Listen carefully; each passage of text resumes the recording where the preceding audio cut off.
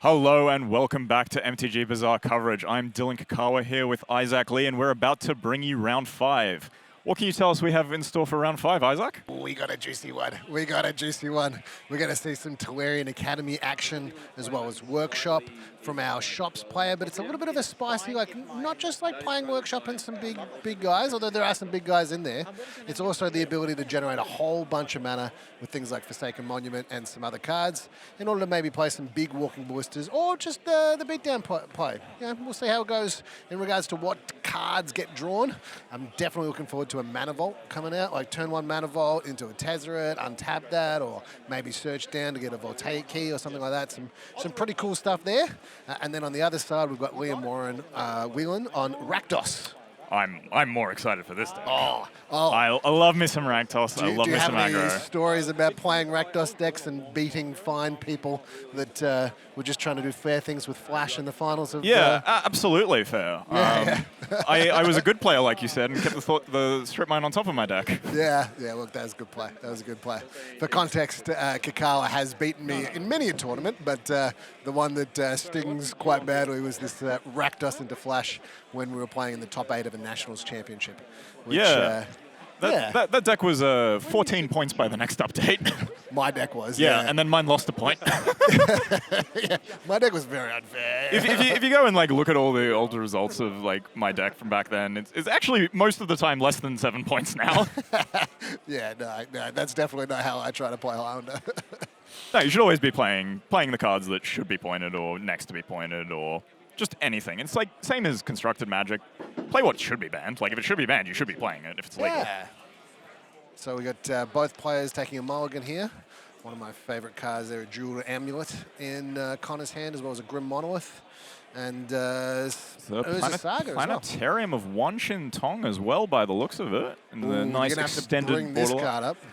Do you want to read that one out for our viewers? So it's a 6-mana legendary artifact with 1 tap scry 2. And whenever you scry or surveil, look at the top card of your library. You may cast it this turn without paying its mana cost. Do this only once each turn. It's a shame that they put that line of text on there. They just don't want you to have fun. Yeah.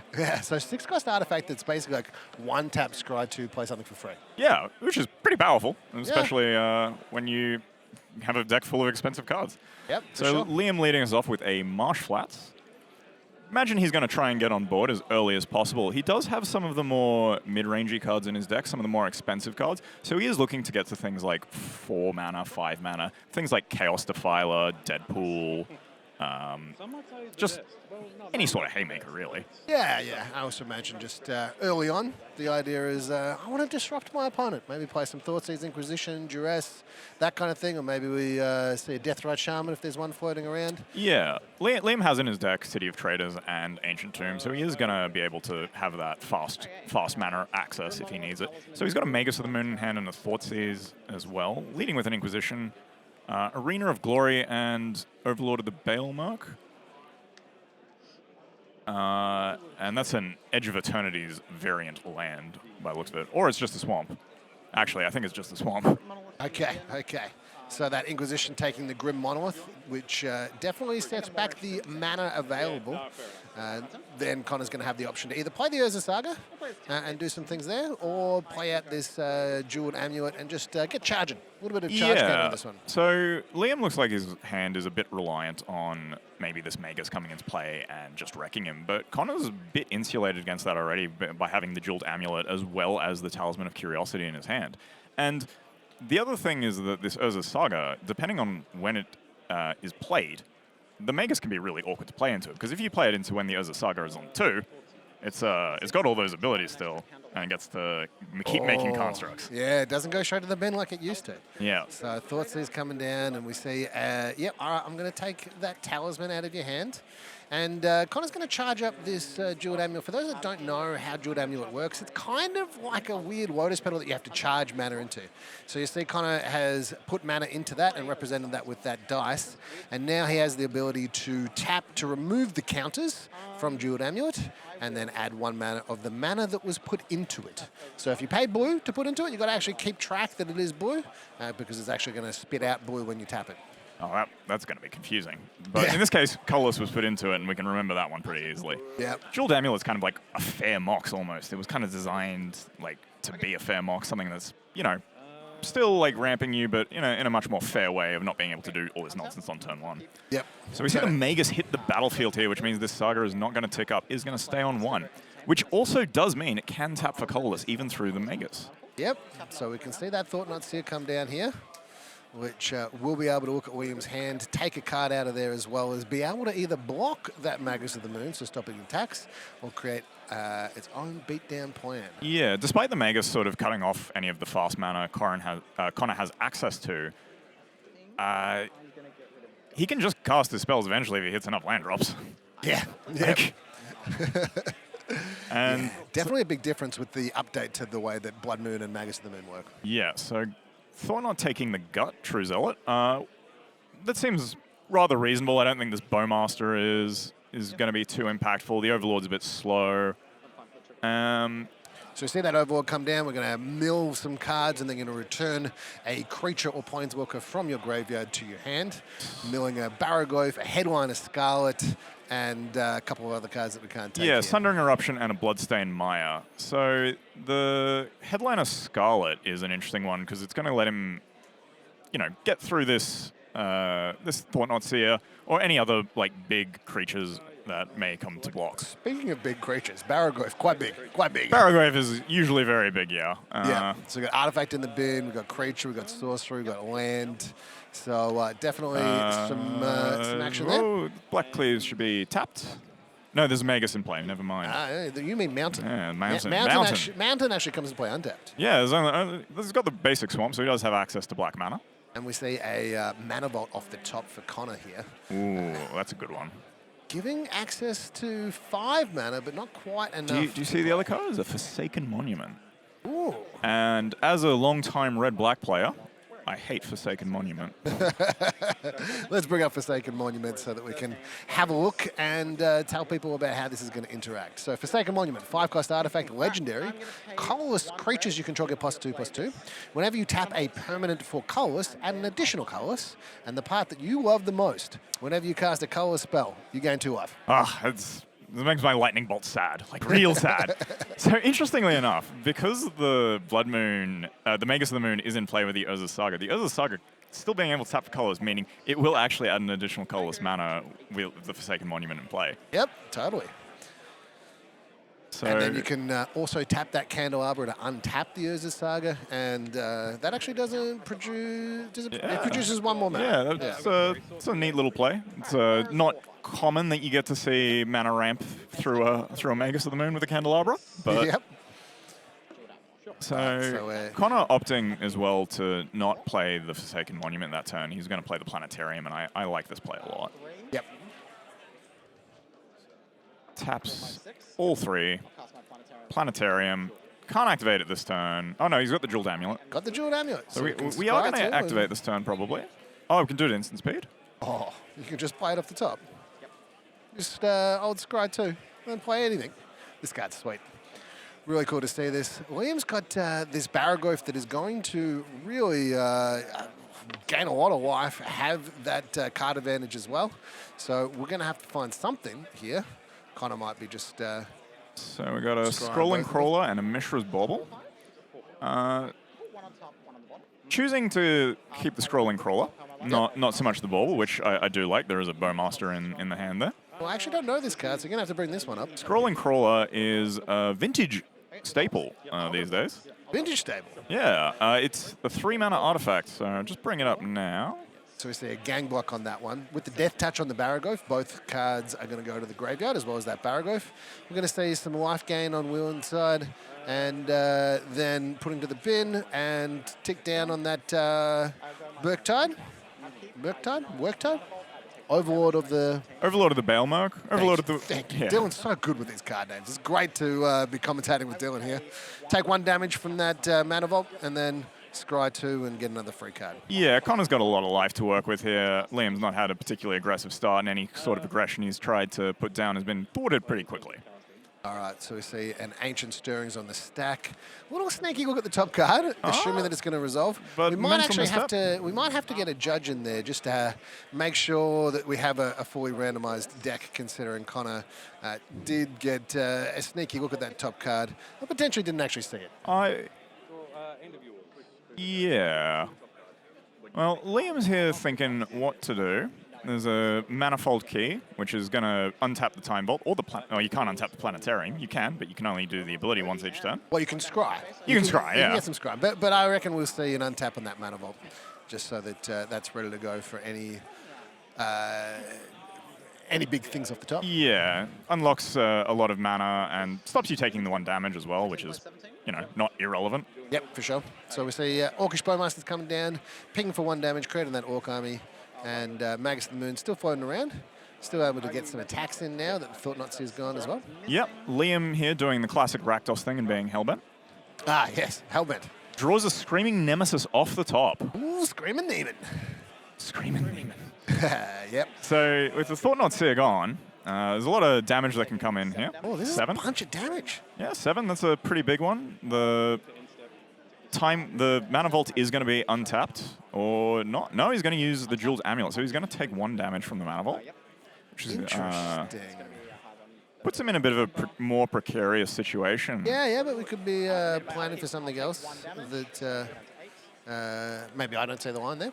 Yeah, I think he's going to try and see what he can do with the Planetarium, as well as maybe cast something big.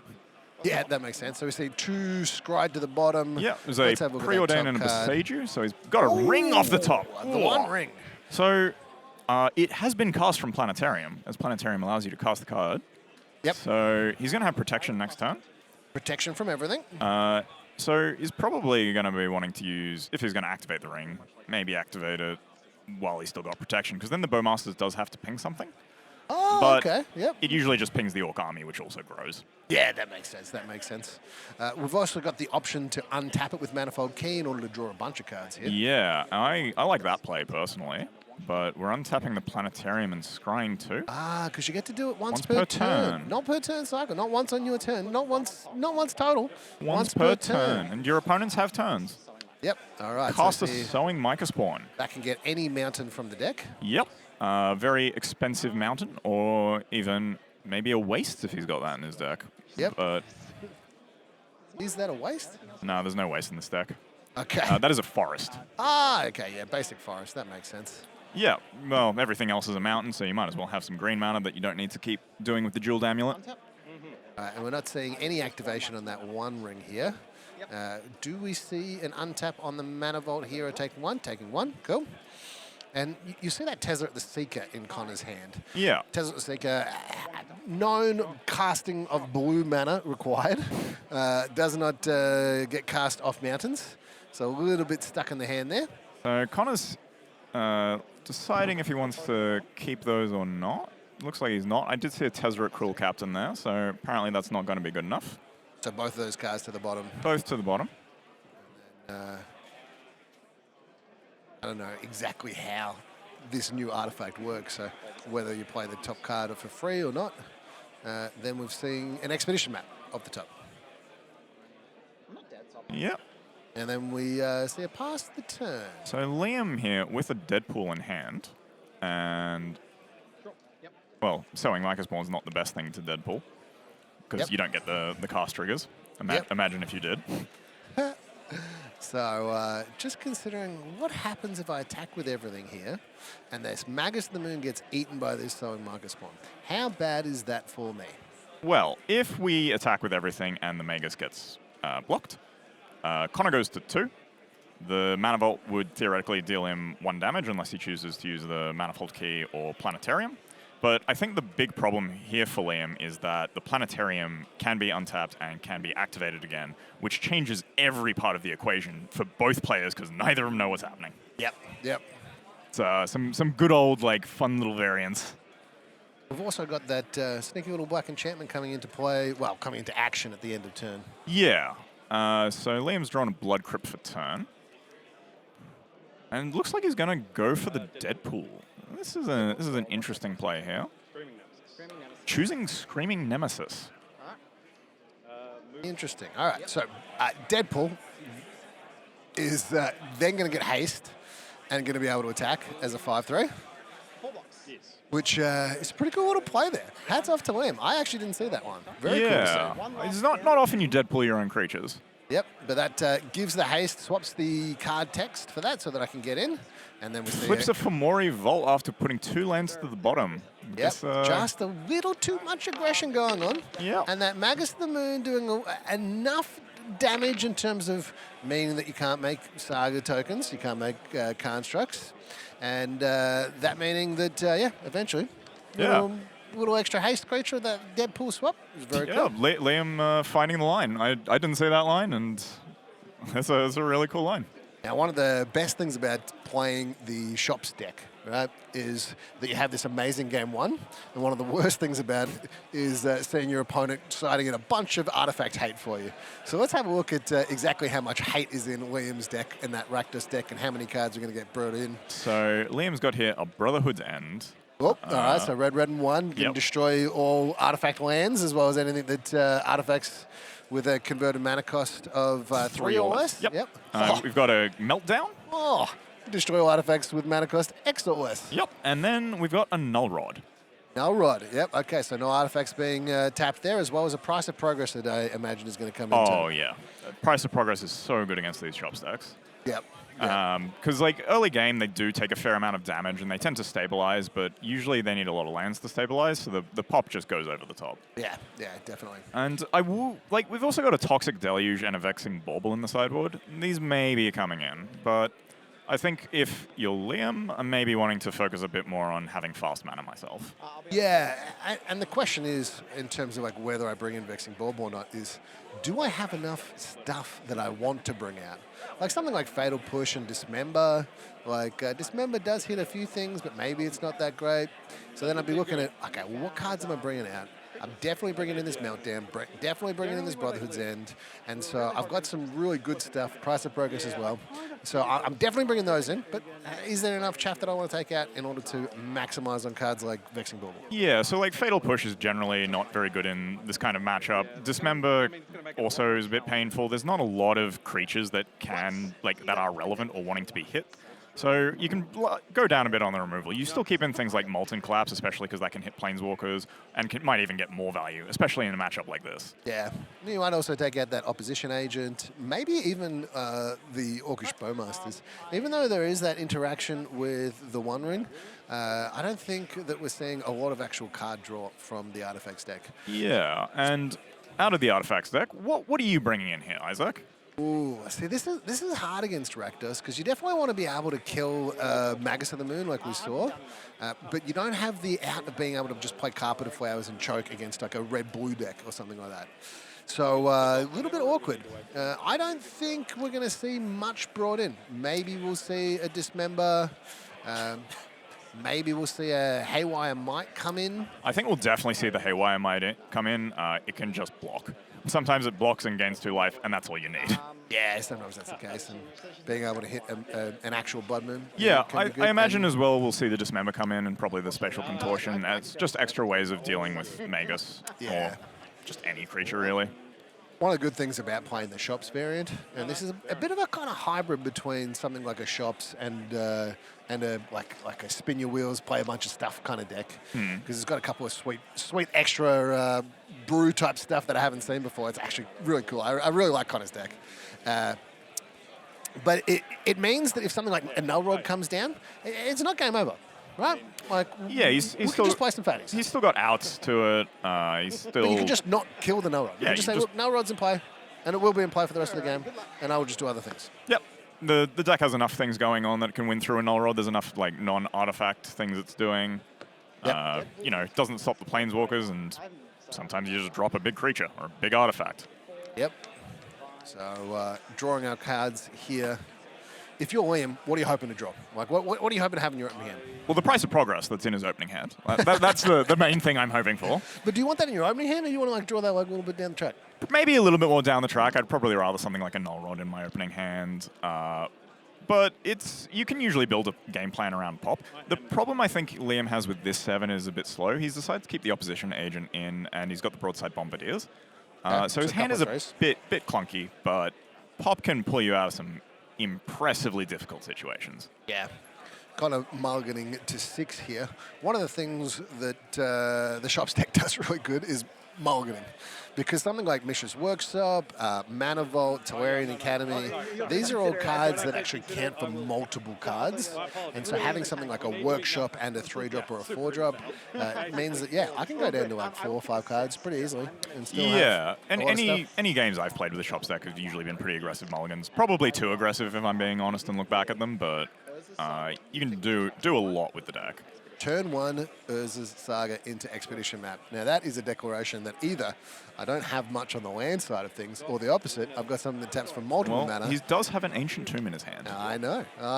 And he's drawn the Academy. Ooh, baby. Oh, hang on. We have missed a Saga Trio, yeah. That's all right, I'm sure Sure, the judges will sort that out. Yeah, they've worked it out. Yeah. That's one, when it comes to sagas, you want to make sure that you actually have the saga aspect. FOMO coming down. He's got a Sunstar Exemplar, or Sunset Saboteur, Opposition Agent, Goblin Bombardiers, and the Price of Progress, and the Mega. So he's definitely wanting to discard one of these cards, especially in hoping of hitting the 3rd land drop. Yep. So goes with the Sunset Saboteur. Yep. And that draws a card and also puts something in the bin for this Netherglyph to be a little bit bigger. But that Ancient Tomb has the ability to make a 2/2. Do you see what card he drew? He drew Meltdown. Ooh. So this could get interesting. Yeah, Meltdown, both... Connor as well going to be taking a lot of damage off this Ancient Tomb as he's decided that is his game plan, which is going to make this pop. Yeah. I see what you did there. So definitely some options here. So Connor has the ability to make a construct token, but also has the ability to go, no, you know what, I'm not going to make that construct token. Instead, I'm just going to use my mana to do a whole bunch of different things.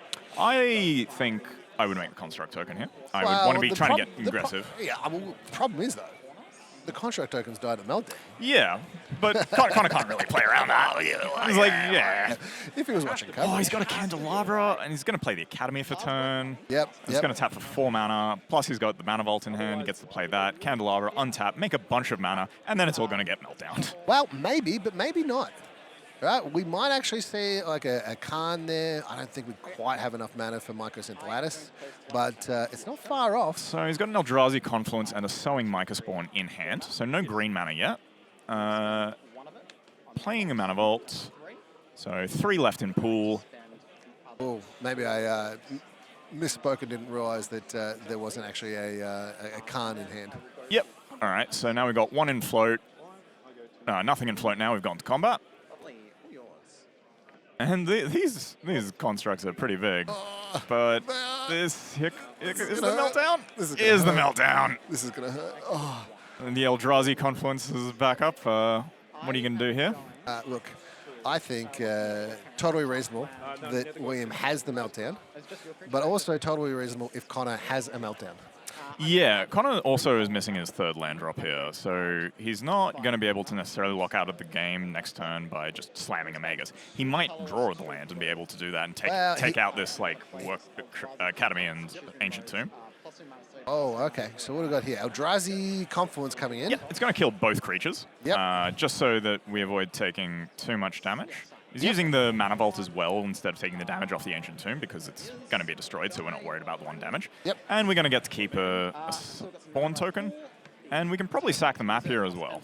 Yeah, that makes sense. So it looks like William might be missing his 3rd land drop. Connor did hit his 3rd land drop. It was just that it was Urza Saga, so went to the bin. Yeah. Academy. So we will see 1 more land coming in from the Expedition map. Oh, you can get a Talongates Madara here. Should have 2 mana in pool. Can use the Ancient Tomb to flash it in and phase out one of the constructs. Oh, I didn't even think about that. That is such a cool play. He was thinking about it. He's gone for it. I believe he does still have 2 mana in pool. He's just removed the dice. Yep. Tap the Ancient Tomb, take the 2 damage. And let's get this in here, and let's have a little Construct Survive, please. And ramp. And ramp. Yeah, And ramp. I mean, it's technically ramp in two forms because you're keeping the construct alive for your academy. And yeah. Yep. Yeah. Connor is on 14 though. This Ancient Tomb has dealt him 6 damage. And we've got 3 lands in play. Yeah. So we'll just count that price of progress. Yeah. If that was to be cast now, we'd be at 8 life. Treasure Vault and Sowing Mica Spawn in hand. You have a Treasure Vault's a fun card, right? Yeah, it does a lot of different weird things. And there's the Haywire Might. Yep. It is also an artifact land, so it would have got killed by that meltdown. So we do have green mana with the Talon Gates of Mandara, as it is a filter land. Yep. An inefficient one. I'm not sure what the correct terminology for this kind of effect on a land is, but the Prism land or something? Yeah, Prism land, filter land. No, I guess it's not a filter because there were a series of filter lands that we refer to as them. We get to Sowing Mica Spawn. kicked. Oh, not kicked. Yeah, kicked. Getting rid of the bad lands because Connor's seen that Liam's missed his 3rd land drop. Yep. So really good to go for this here. And you get an extra additional bit of fun. But Connor is on 12 life and about to have a 5th land in play.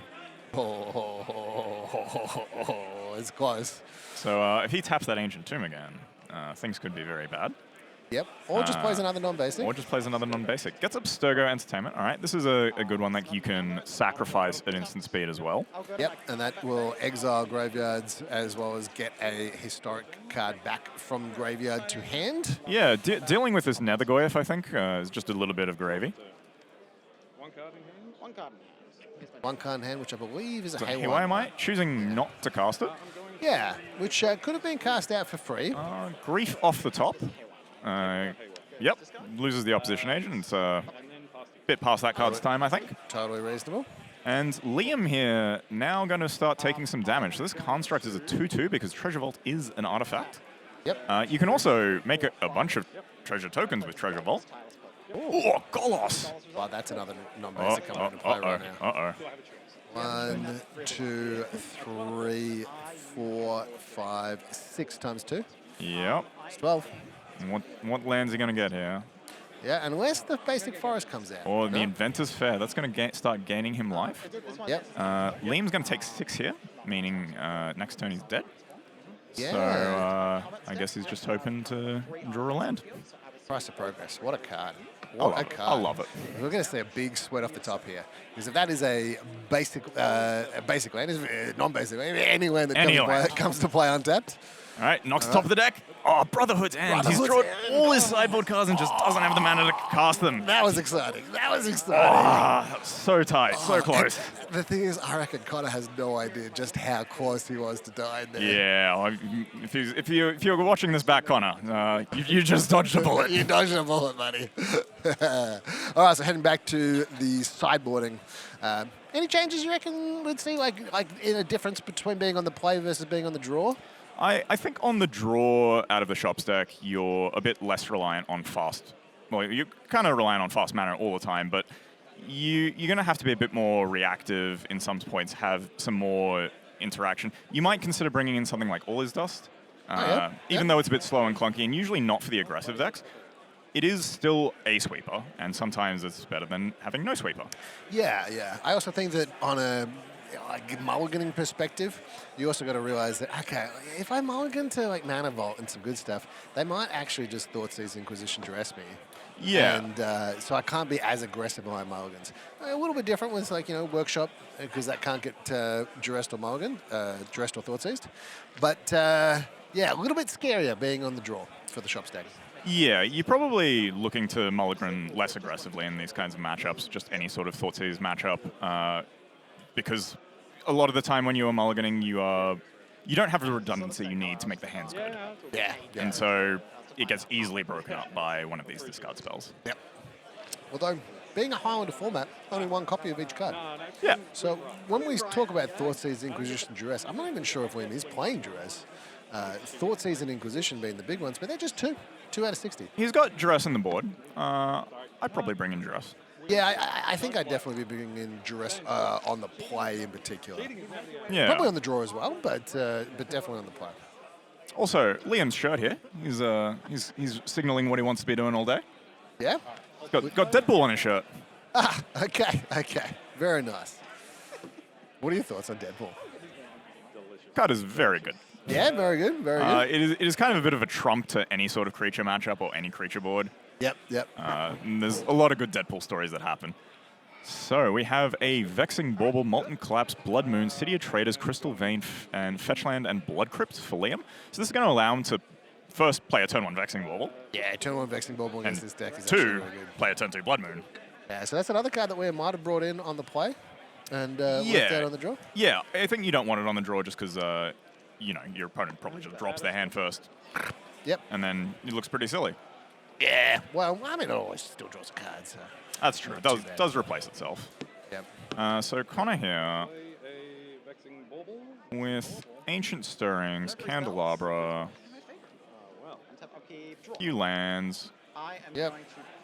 draws a Dismember, so Treasure Vault, Candelabra, has the Academy in hand and the Basalt Monolith and the Talisman. So we're going to see City of Traders into Blood Moon here. Oh, he's thinking about it. Yeah, here's the Blood Moon. Oh, okay, okay. Always nice to turn your own City of Traders off with a Blood Moon. Yep. Big fan of the mono-red Stompy decks in Legacy. They're a lot of fun. Nice mountain Yep. from Connor there. So we've got 2 mountains and a Talisman of Curiosity, which can be used to cast this Ancient Stirrings. Yeah. So Connor's hopefully going to try and find a way to dig out of this Blood Moon or just go over the top of it. Yeah, yeah. One of the So- things that Connor can do here, like, yeah, got a colorless source, got a green source, got a blue source. So can actually just go, you know what? Let's just ignore this Blood Moon. Let's not Yeah, it try looks and get rid like of Connor's choosing between Mana Vault and the One Ring. Opts for the One Ring. the one ring. Connor does have a 3rd land drop in hand. The Talon Gates of Madara, the Basalt Monolith, and Khan the Great Creator. So you might notice that William doesn't have a swamp out, so only mountains available to William. Yeah, so he can't cast the Zoa in his hand. Can cast the Unholy Heat. So yeah, a little difficult not having black mana and like early Blood Mooning yourself that much, but sometimes you just have to do it because the shop set can be so explosive otherwise. Yeah. So we see a Khan the Great Creator come out. The difference there, right? Like the options being the One Ring, draw a bunch of cards, or Khan the Great Creator, to then be able to do some sideboard-based shenanigans. Yeah, and Liam here not having black mana or Delirium means that this Khan is probably sticking around for an extra turn. Yep. So- We could see a tick up here. We could see a tick down. I want to attack this Candelabra. Yeah, a little dangerous there. I think it's fine when there's a Blood Moon in play. Straight into a lightning bolt or unholy hit or Yeah, it's not that valuable. There's a Blood Moon in play. yeah. Saga drawn. So if you play the Saga here, what happens here for our viewers at home? It doesn't get the first ability, so Okay. it skips the entering with the Colossus. Yep. So it is just a mountain with no counters on it. Mountain with no counters on it, taps for red. Yep. And then if the Blood Moon goes away, it ticks up. Cool. So we got access to 5 mana here. Kind of has a variety of options available, including getting anything from the sideboard and just deciding what to do. I mean, I think I'm tempted to go Basalt Monolith, and then I'm going to maybe get the Micas and Gladys next turn and just lock the game out that way. Yep. Game's over next turn. So William, big sweat here. Big draw. Ooh. Oh, no, Rod! That will turn off the Basalt Monolith. Yep. That'll turn off the Talisman.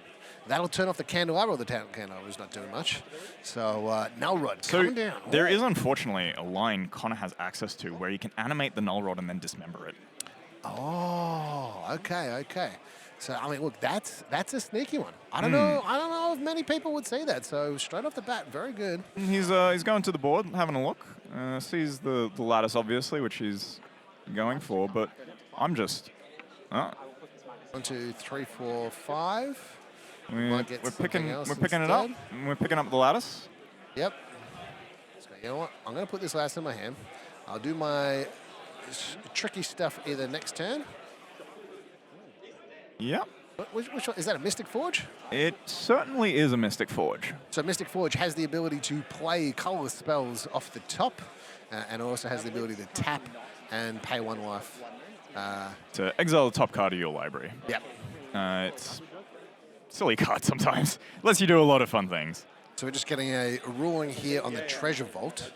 Treasure Vault is an artifact land, so as an artifact, wouldn't be able to tap for mana for the Null Rod. Yep. That is But correct. is it an artifact land or is it just a mountain? So it is still an artifact land. It doesn't change the actual typing of the card. It only changes the rest of it. So snowlands will still be snowlands. There'll be snow mountains, and Yeah, I just wasn't sure because I know it's a non-basic mountain, yeah. but as it taps for red, I think we'll get confirmation here from the judges.